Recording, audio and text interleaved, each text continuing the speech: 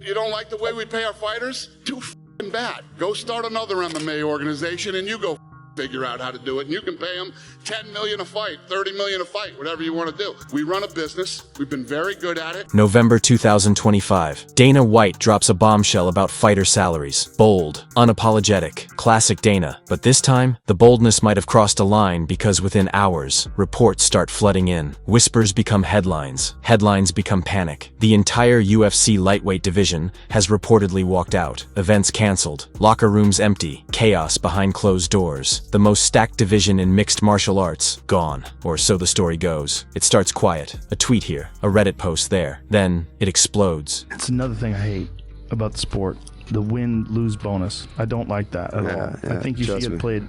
I think you should. It's not like no one is trying harder because you're going to get your win bonus. You're trying to fucking win. You're in a goddamn cage fight.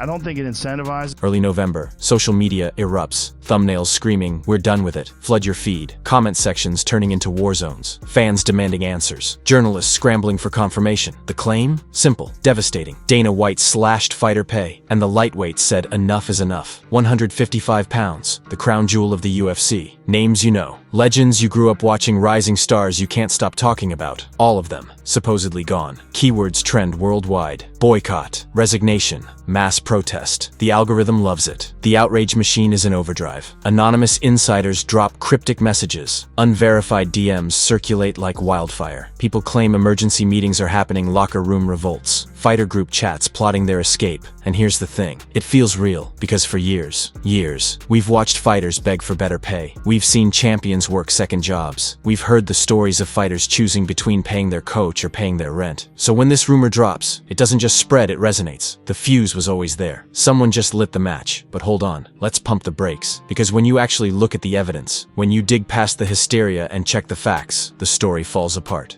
Why do you think the UFC gets so much flack for not paying their fighters? Because I don't tell anybody what they get paid. I don't tell anybody what they get paid, and guess what? Neither do the fighters. There's no gag order in place.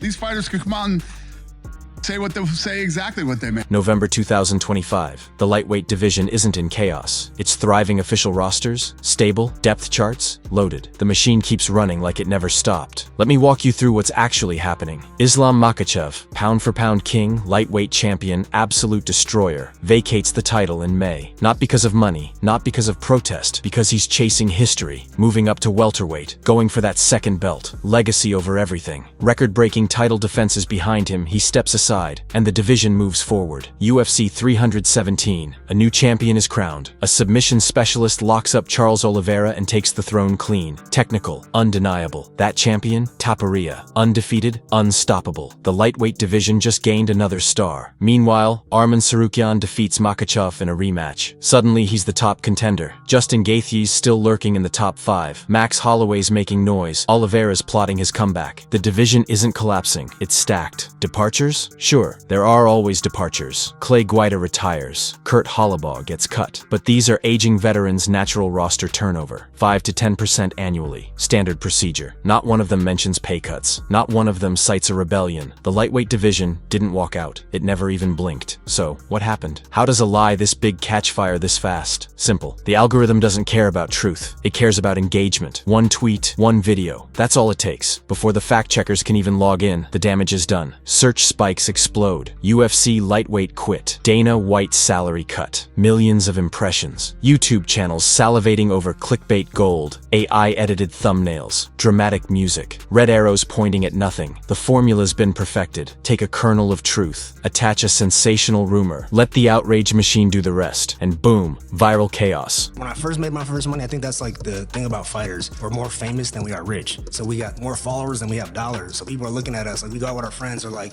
Bill comes and they're looking at you like, hey man, like, ain't you going like, so like you gotta really, at a young age, I saw that, like, all right, I can't pay for every bill. I can't be the savior for everybody. But here's the uncomfortable question. Why did people believe it? Why did this rumor feel so plausible? Because context matters. TKO Group just closed a $7.7 billion broadcast deal with Paramount. UFC revenue is at an all-time high. The company is making more money than ever. And yet, base fighter pay? $12,000 to show, $12,000 to win. That number hasn't meaningfully changed in a decade. Factor in inflation, that pay is worth 30% less than it used to be. Fighters are making less, while the company makes more. Dana White stands in press conferences and says things like, not everybody deserves the same. And sure, maybe there's nuance there. Maybe context changes the meaning. But fans don't hear nuance. They hear dismissal. So when a rumor drops that the lightweight division finally snapped, people don't question it. They expect it. Here's the truth beneath the viral lie. The revolt didn't happen, but fans wanted it to happen. They wanted accountability. They wanted fighters to stand up. They wanted someone, anyone, to make the UFC blink. And that desire, that yearning for change, it reveals something deeper. A tension that's been building for years. Most of the guys who are doing the absolute worst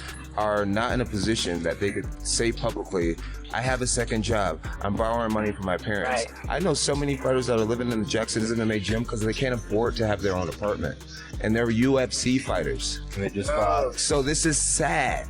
And if I have to have a bad relationship with Dana, sit out for 2 years, 3 years to bring light to what's happening. Let me paint you a picture. A what-if scenario. Imagine this had been real. November 2025. Dana White announces pay reductions. Guaranteed salaries slashed across the board. Fighters already living on razor-thin margins suddenly staring at numbers that don't add up. Training camps cost tens of thousands. Coaches, sparring partners, nutritionists, travel, medical bills. For some fighters, the new pay structure means they'd lose money just stepping into the cage, so they refuse. Across the rankings, top 5 contenders, unranked prospects, veterans, rising stars, they all refuse to sign bout agreements. Managers start comparing notes. The story's the same everywhere. Pay cuts, reduced win bonuses, gutted incentives. The UFC scrambles. Matchmakers panic. Lightweight fights are essential. You can't build a pay-per-view without them. They try divide and conquer tactics. Offer top fighters better deals privately. Try to fracture the unity. But the division holds. This would be historic. The UFC has never faced an entire division aligning like this. And lightweight? You can't just replace lightweight. It's too important, too popular, too valuable. So what happens? Cards get reshuffled. Posters get revised. Other divisions get moved up to fill the holes. But it's not enough. The ripple effect spreads. Featherweights start asking their managers about potential cuts. Bantamweights get nervous. Even heavyweights start questioning their contracts. The stoppage becomes an alarm signal, roster-wide. And the UFC? They're stuck. Two choices: restore the old pay or endure long-term disruption. Back to reality. Even after the truth comes out, even after credible journalists confirm there was no strike, no cuts, no resignations, the perception is already set. Viral clips keep circulating. AI thumbnails keep generating clicks. The algorithm keeps rewarding anger. ESPN reports the truth. MMA Fighting debunks the rumor. MMA Junkie confirms UFC 322 is proceeding normally. All lightweight fights are moving forward. But fans don't trust it. UFC's silence. Interpreted as guilt, the lie becomes reality online. And you know what? Maybe that's the point. Years of blunt comments. Years of fighters pleading for bonuses on live TV. Years of watching champions work side gigs just to pay the bills. When emotional optics outweigh facts, people believe what they feel, not what they know. Here's what's actually happening in the lightweight division. Islam Makhachev, chasing that second belt at welterweight. Topuria, undefeated defending his title, looking unstoppable. Sarukian, Gaethje, Pimblet, Oliveira, they're all still here. Still fighting, still making the division the most exciting in MMA. The financial structure hasn't changed at all. But here's the ironic twist. The lie created a real conversation. Fans start sharing independent fighter pay spreadsheets, hashtags supporting compensation reform trend worldwide. Fighter associations gain momentum. Union talk re-emerges. UFC veterans start openly exploring PFL's higher pay offers. The rumor didn't destroy the lightweight division, but it exposed the cracks. So let's be clear. The UFC didn't lose its lightweight division, but it may be losing something more valuable. Loyalty, trust. The rumor was a lie, but the frustration behind it, that's real. Lightweight remains the crown jewel. The fights will keep happening. The stars will keep rising. The division will keep delivering. But underneath all of it, there's a question nobody can ignore anymore. How long can fighters carry the financial burden before someone finally says, we're done with it, and actually means it?